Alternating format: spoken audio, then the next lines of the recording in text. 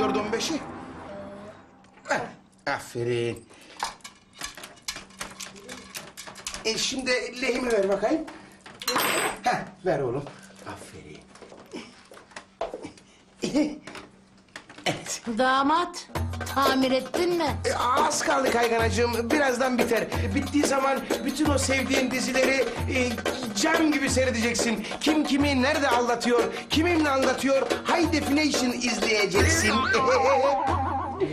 Gördün mü anneciğim? Bir de beğenmezsin damadını. Şimdi bugün eğer buraya bir tamirci çağırmaya kalksan dünyanın parasını verirsin. Halbuki Sinan gördüğün gibi bedavaya yapıyor. Maşallah 10 parmağında 10 marifet. Sen bir dur bakalım.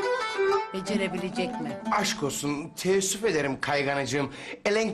Elektronik konusunda üstüme yoktur. Yani eğer 1 numara Edison'sa 2 numarada Sinan Son'dur. Oğlum Can, eşek sıpası. Tak bakayım şu fişi olmuş mu? Tak fişi, bitir işi. Sevgili kayganacığım, televizyonu açma şerefini bize bahşeder misiniz?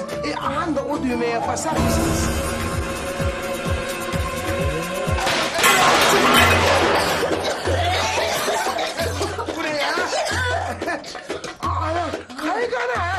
Anneannem zenci olmuş baba.